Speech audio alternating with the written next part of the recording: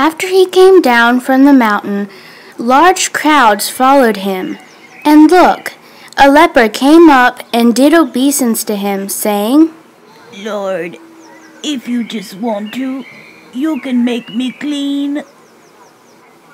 So stretching out his hand, he touched him, saying, "I want to. Be made clean." Immediately, his leprosy was cleansed away.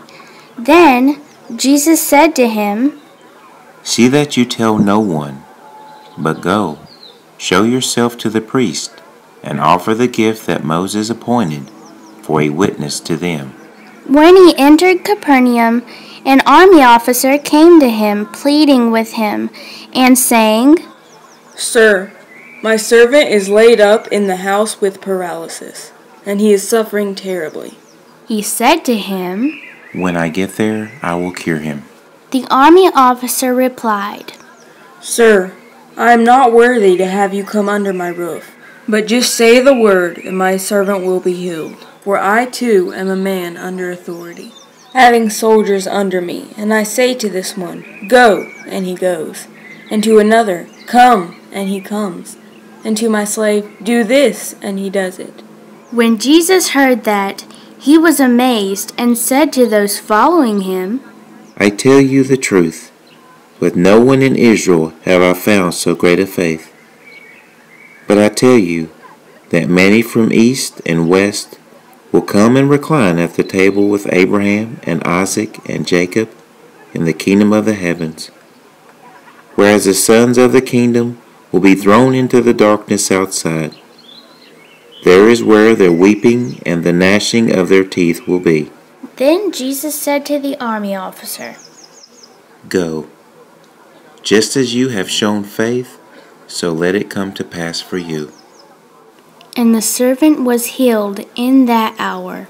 And Jesus, on coming into Peter's house, saw his mother-in-law lying down and sick with fever. So he touched her hand, and the fever left her, and she got up and began ministering to him.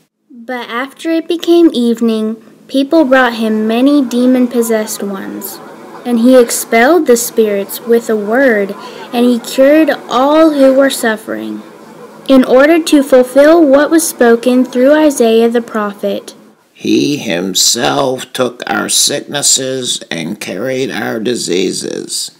When Jesus saw a crowd around him, he gave the command to depart for the other side.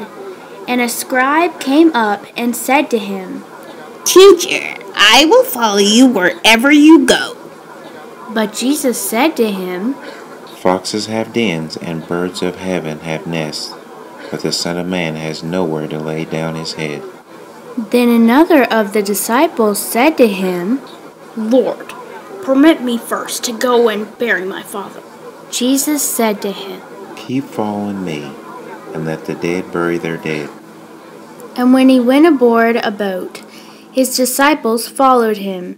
Now look, a great storm arose on the sea, so that the boat was being covered by the waves, but he was sleeping.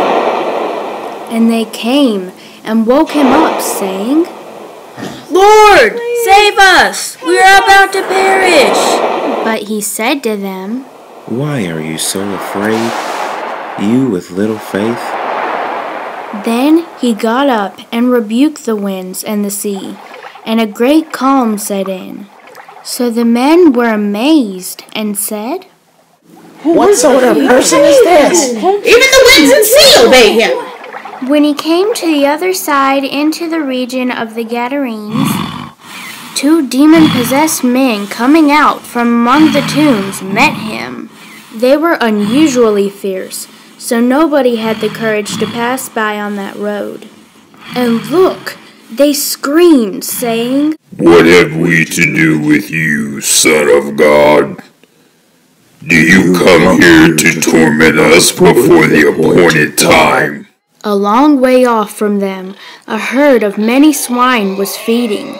So the demons began to plead with him, saying, "If you expel us, send us into the herd of swine." And he said to them, "Go!" With that, they came out and went off into the swine. The entire herd rushed over the precipice into the sea and died in the waters. But the herders fled, and going into the city, they reported everything, including the account of the demon-possessed men.